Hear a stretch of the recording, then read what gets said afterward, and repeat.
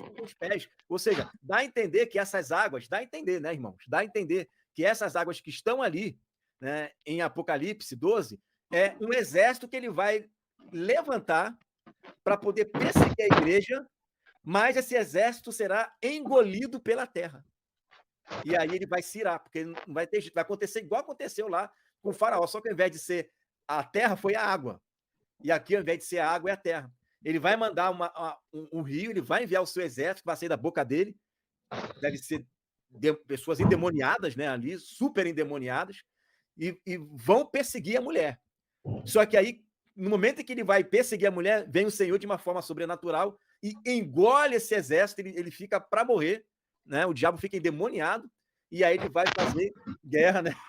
contra, contra os santos, aqueles que guardam, né? Os mandamentos, as duas testemunhas, né? Que estão na cidade.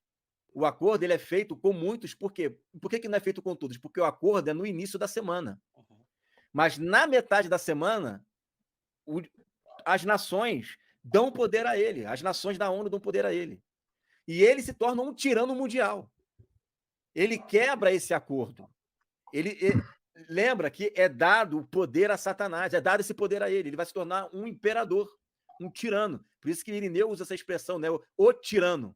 Né? Então, ele fez acordo com muitos. Isso aí foi na metade da semana. Isso aí foi lá no início. Né? Lá no início, ele fez esse acordo com muitos. Não perseguiu ninguém, tá tudo tranquilo. Né? Só que na metade, a história muda. Na metade, a ideia é perseguir a igreja. Igreja essa que está espalhada em todo mundo. Daí a ideia do deserto.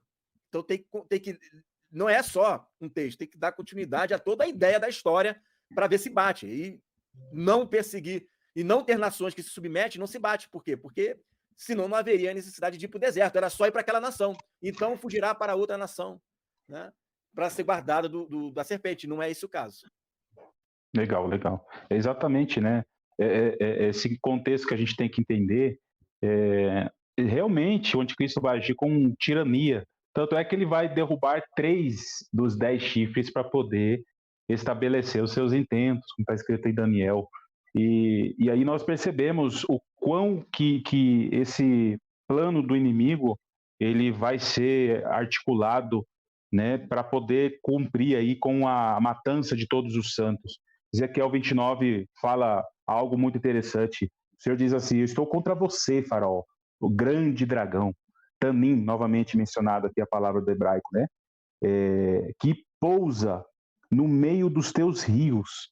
E aí ele vai, e tu dizes, o rio é meu. Interessante. O rio é meu. Rio, né? Exato.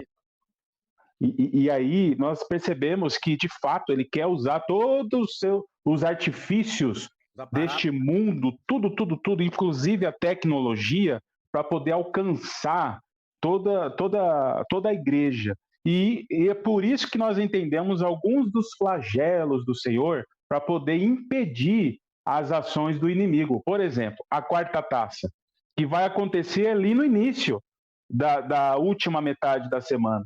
A quarta taça ali está relacionado com a quinta trombeta, né? E aí, a quarta taça vai falar de abrasar os homens com a chama do fogo. O sol vai esquentar tanto que vai abrasar os homens. Se nós avançarmos aqui para o lado científico, nós já percebemos aí, historicamente, que qualquer erupção solar, ele causa danos consideráveis nos equipamentos tecnológicos, em satélites, em aparelhos, dispositivos. Agora, imagina o Senhor incendiando todo o mundo com o Sol totalmente na sua potência máxima, exponencialmente aí pelo Senhor, vai causar um colapso total nas tecnologias, nos dispositivos. Então é algo que o Senhor, desde já, pela presciência, ele sabe quais são os artifícios do inimigo. E nós percebemos que nos flagelos, eles vão ser úteis para manter afastado aqueles que estarão fugindo para o deserto. E aí nós percebemos algo interessante acerca disso. Outro fato interessante sobre essa perseguição, eu anotei aqui no livro de Miqueias 4, a partir do verso 7. Está escrevendo assim: a partir do verso 6 aqui. Naquele dia, quando fala essa expressão, naquele dia, está apontando para os últimos dias, né? A gente percebe isso pelos profetas, diversos profetas. E aqui fala de que o Senhor vai ajuntar os que tropeçam e reunir os que estavam dispersos. E interessante que ele fala que os que tropeçam, ele fará um remanescente. E dentre os dispersos, ele fará uma nação forte. E aí no verso 10, muito interessante, ele vai falar o seguinte: sofre dores de parto e trabalha para dar à luz, ó filha de Sião, como a que está de parto, porque agora sairás da cidade e morarás no campo aberto, no deserto. E ali, porém, serás livrada. Ali te remirá o Senhor da mão dos teus inimigos. Interessante que ele fala que ele vai tirar da cidade e colocar num deserto, num campo aberto. Aqui, campo aberto significa lugares ermos, lugares inóspitos, onde o habitat comum é de animais selvagens. Então, nós entendemos que vai haver, sim, uma fuga e o Senhor vai proporcionar essa condição. E aí, no verso 11 e 12, vai complementar falando o seguinte: muitas nações estão reunidas contra você. Elas dizem que Sião seja profanada e que isso aconteça diante dos nossos olhos, mas elas não conhecem os pensamentos do Senhor, não compreendem o plano daquele que as ajunta como feixe para a eira. Olha aqui mensagens interessantes: feixes para a eira, preparando um povo para um arrebatamento, para o dia da ceifa, né, do Senhor, como está lá em Apocalipse capítulo 14. E aqui, muito interessante também, aqui no verso 13, está escrito assim, ó: levanta-te e debulha. Interessante que levanta-te, a palavra aqui empregada é cum. Cum, no Antigo Testamento, no hebraico, é também utilizado para ressurreição.